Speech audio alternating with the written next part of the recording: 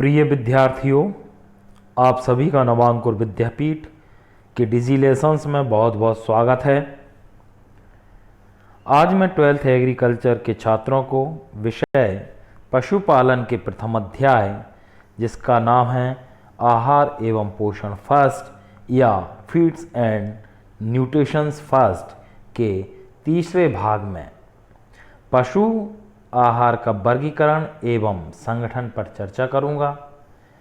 इस पर चर्चा करने से पहले मैं आपको टीडीएन एवं डीसीपी इसके बारे में कुछ बताना चाहूँगा कि टीडीएन क्या है, इसका फुल फॉर्म क्या है और यह पशु आहार में क्यों इम्पोर्टेंट है। तो देखें, टीडीएन का full form total digestive nutrients है। हिंदी में इसको कुल पाच्य तत्व भी कहा जाता है।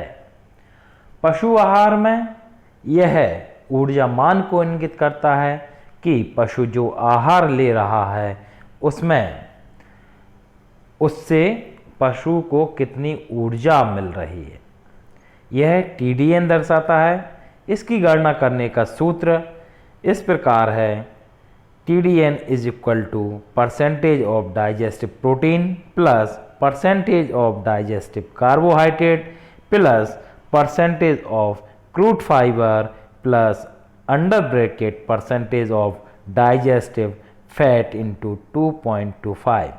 इसमें फैट के साथ 2.25 को मल्टीप्लाई किया गया है। इसका कारण यह है कि वसा या फैट कार्बोहाइड्रेट की तुलना में 2.25 गुना अधिक ऊर्जा प्रदान करता है।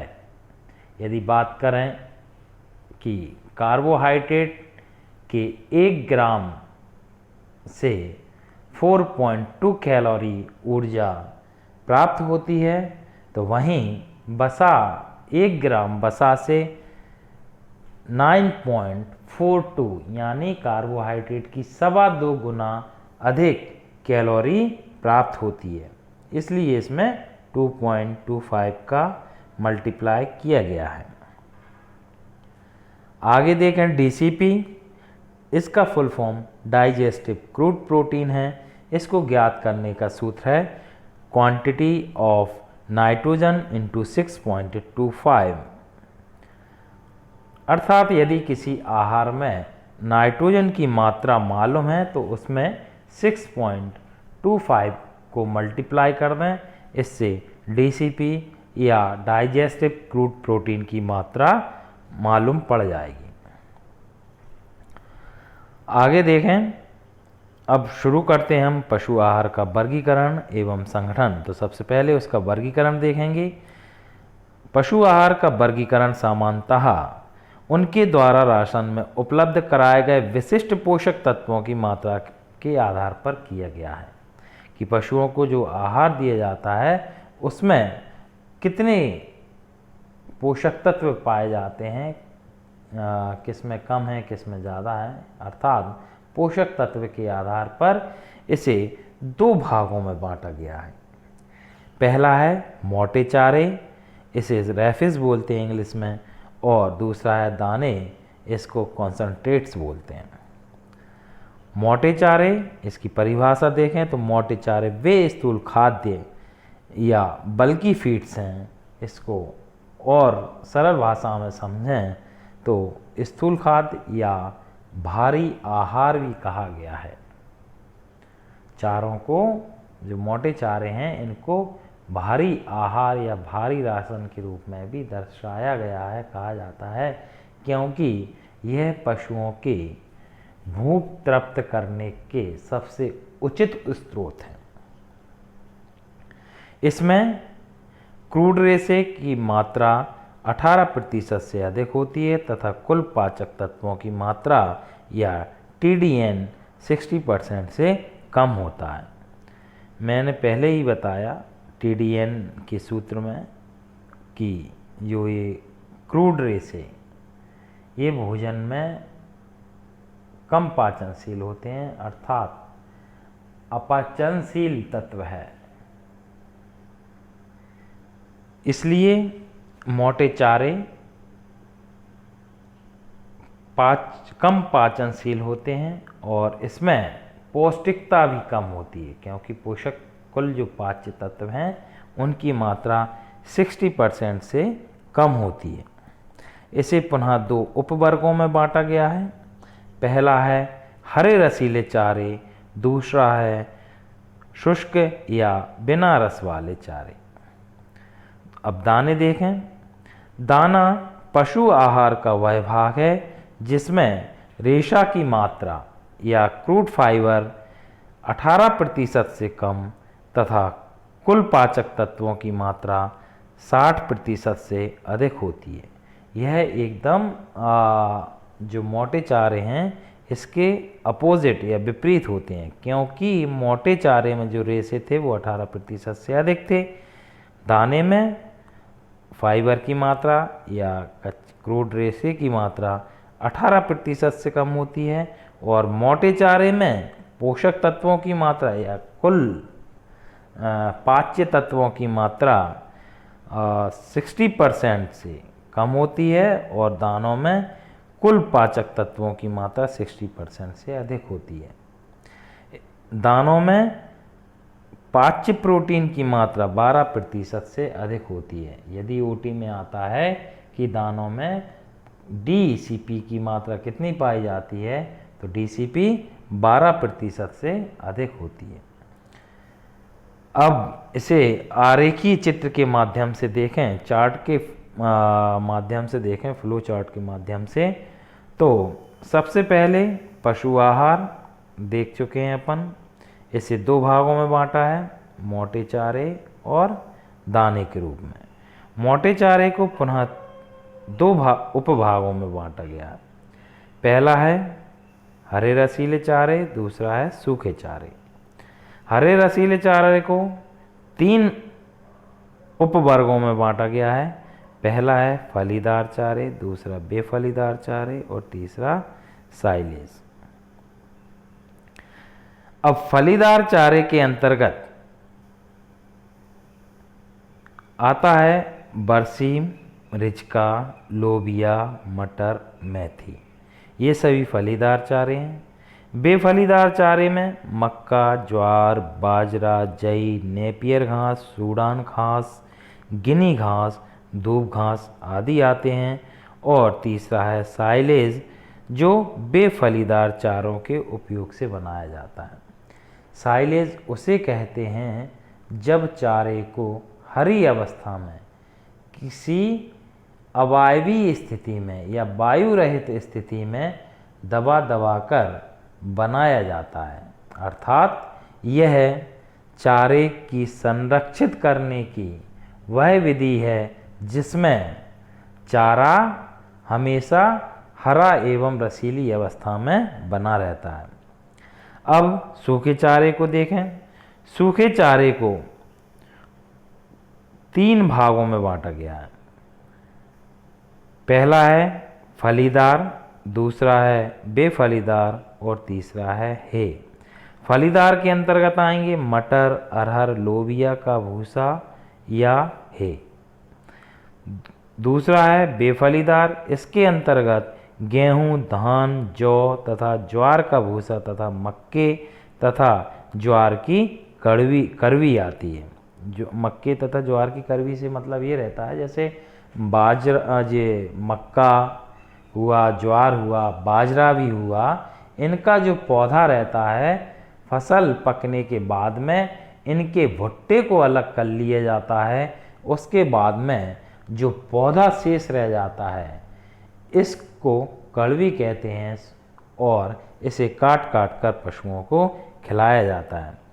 तो सूखे चारे को 3 भागों में, फलीदार, बेफलीदार और इसमें तीसरा है हे। हे साइलेज की जस्ट अपोजिट विधि है चारे को संरक्षित करने की। साइलेज में चारे को गीली अवस्था में रखा जाता है और हे में चारे को सुखाकर संरक्षित करके रखा जाता है। तो ये हो गए मोटे चारे का वर्गीकरण। अब हम देखें दाने का वर्गीकरण। तो दाने को 4 भागों में बांटा गया है। सबसे पहला है अनाज के दाने,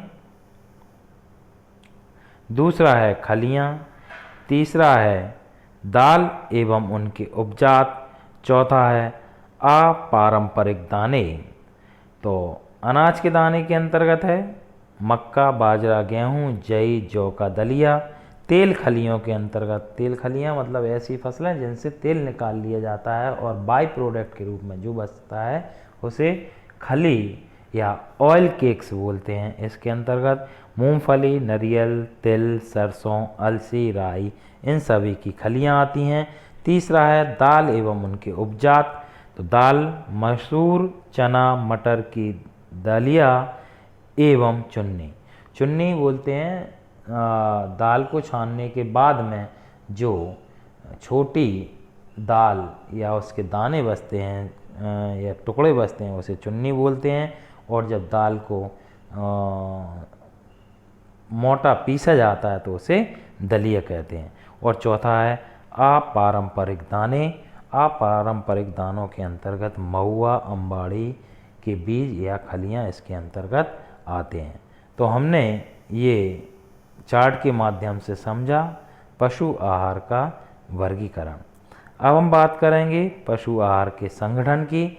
तो जैसा कि हम जानते हैं कि पशु आहार में पाए जाने वाले अवयव जैसे जल, प्रोटीन, कार्बोहाइड्रेट, वसा, विटामिन तथा खनिज लवण हैं, परंतु पशु आहार में उपयोग में लाए जाने वाले खाद्य पदार्थों में इन अवयवों की प्रतिशत मात्रा में काफ़ी भिन्नता पाई जाती। पशु आहार में ये अवयव पाए जाते हैं जल, प्रोटीन, कार्बोहाइड्रेट, वसा, खनिज लवण आदि, लेकिन इनकी जो प्रतिशत मात्रा होती है वो प्रत्येक आहार में अलग अलग रहती है, भिन्नता पाई जाती है। किसी पशु आहार में उपस्थित इन अवयवों की प्रतिशत मात्रा उस पशु आहार का संगठन कहलाती है। उदाहरण के रूप में हम बात करें बरसीम की, कि बरसीम में इन तत्वों की, इन पोषक तत्वों की कितनी कितनी मात्रा पाई जाती है, जितनी प्रतिशत मात्रा पाई जाती है वह उसका संगठन कहलाती है।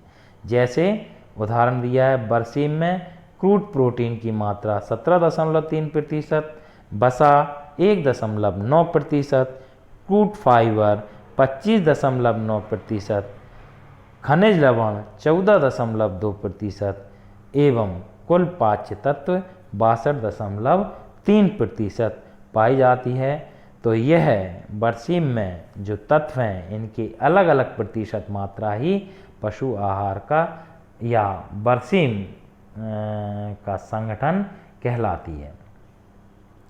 अब आगे हम बात करेंगे पशु आहार को निर्धारित करने वाले सिद्धांतों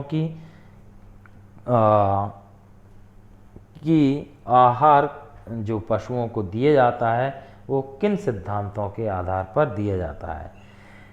main principle of formulation of live stock ration. तो पशुओं को आहार देने या आहार नियत या निश्चित करने के कुछ मूल सिद्धांत निम्नलिखित हैं।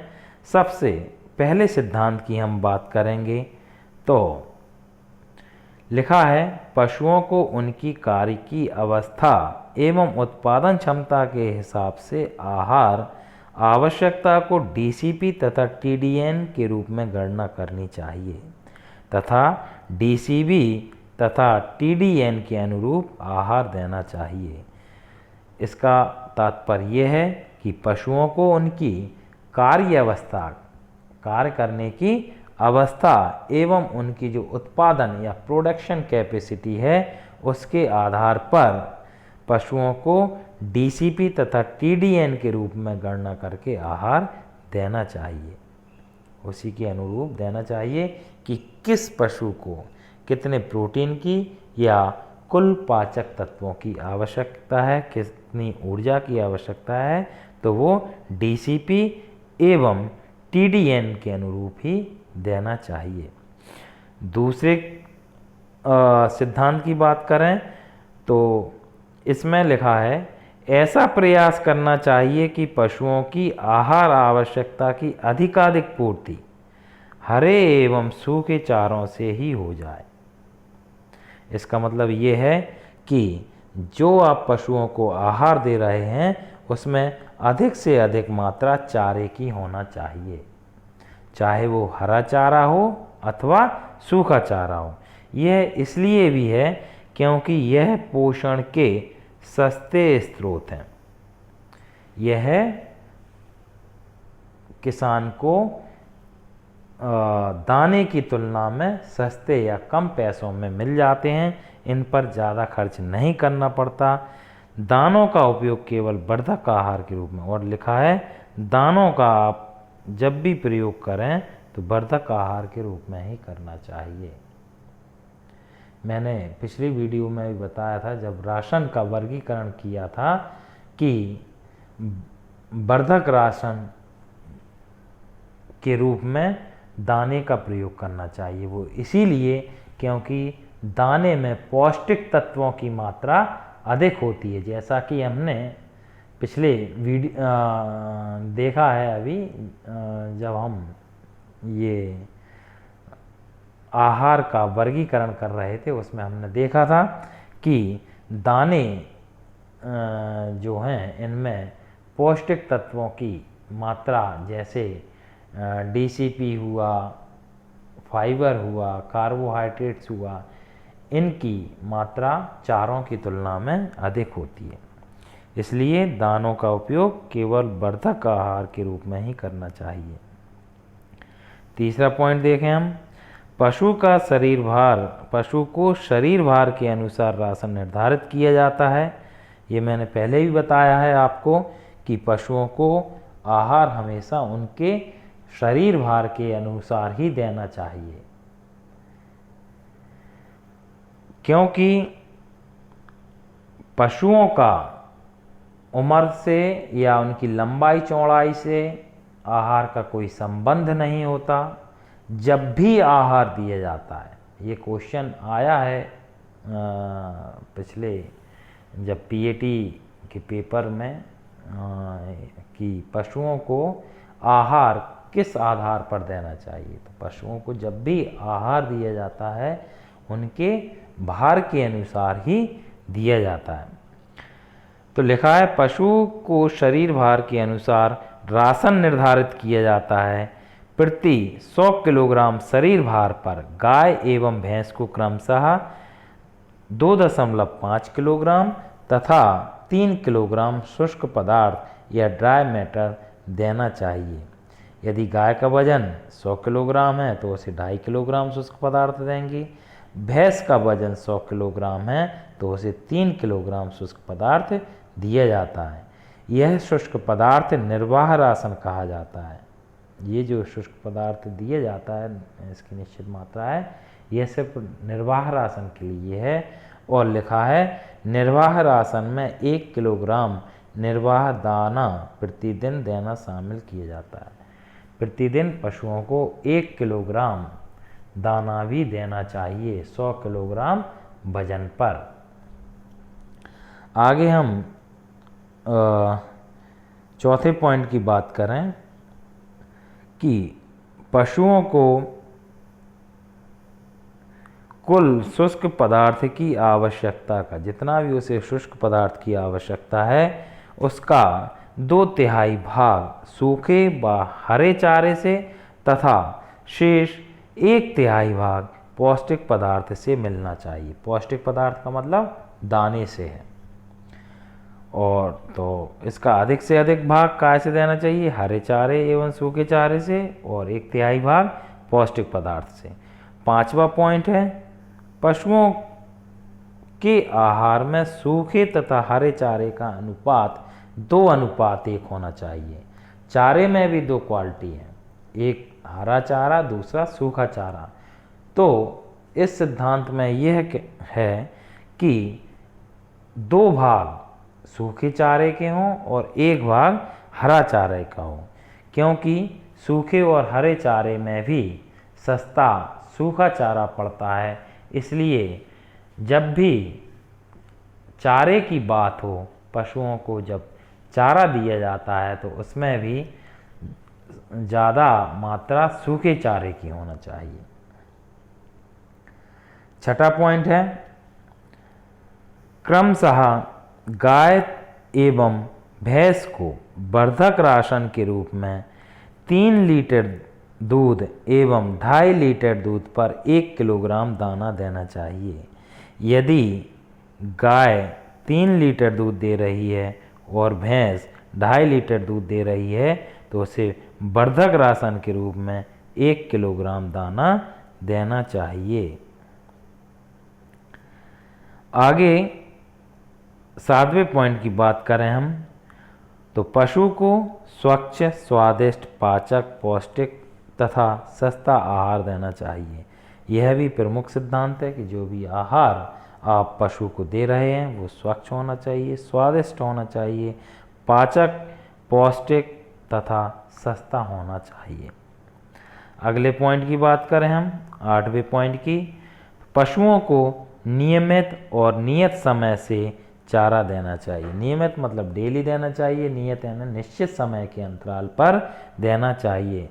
चारा देने के बीच में गैप ज़्यादा नहीं होना चाहिए।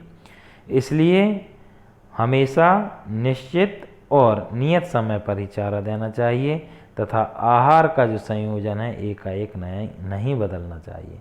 जो आहार देने का संयोजन है, कॉम्बिनेशन है, जैसे कि आप पशु को बारिश में चारा पर्याप्त मात्रा में मिलता है, हरा चारा, तो हरा चारा दे रहे हैं तो साथ में जब भी दें सूखा चारा मिक्स करके दें। जैसे आपको उसका कॉम्बिनेशन बदलना है। बारिश के बाद सर्दी का मौसम आया, सर्दी के बाद गर्मी के मौसम आया, तो उस समय गर्मी के मौसम में हरा चारा नहीं मिलता तो धीरे धीरे उसे सूखे भूसे की भी आदत डालना चाहिए। एकाएक नहीं बदलना चाहिए, नहीं तो पशु उसे नहीं खाएगा, पसंद नहीं करेगा। इसलिए कहा गया है जब भी आप उसका आहार या संयोजन चेंज करें, कॉम्बिनेशन चेंज करें तो धीरे धीरे करके बदले, एकाएक नहीं बदलना चाहिए। 90 पॉइंट की बात करें तो पशुओं को 100 किलोग्राम शरीर भार के अनुसार प्रतिदिन 10 ग्राम खाने वाला नमक देना चाहिए। इसके अतिरिक्त 2% जीवाणु रहित हड्डी का चूर्ण, खड़िया आदि देना चाहिए। हड्डी का चूर्ण और खड़िया मतलब भुजा हुआ चूने को कहते हैं। इससे पशु में कैल्शियम की कमी पूरी होती है और हड्डी का चूर्ण इसमें कैल्शियम की पूर्ति होती है। तो यह हड्डी के चूर्ण से कैल्शियम, फास्फोरस की कमी पूरी होती है। तो एक तरह से यह खनिज लवण की पूर्ति करता है। और 10वां और आखिरी पॉइंट है, आहार को अधिक रुचिकर बनाने तथा सुचारू रूप से पाच्य बनाने के लिए कभी कभी गुड़ अथवा सीरा भी उचित मात्रा में देना चाहिए। आहार को और अधिक रुचिकर या स्वादिष्ट बनाने के लिए, पाचक बनाने के लिए कभी कभी पशुओं को गुड़ और सीरा यह भी उचित मात्रा में देना चाहिए। तो ये आपके पशुओं को आहार निर्धारित करने के सिद्धांत हो गए। इसी के साथ मैं आपसे विदा लेता हूँ।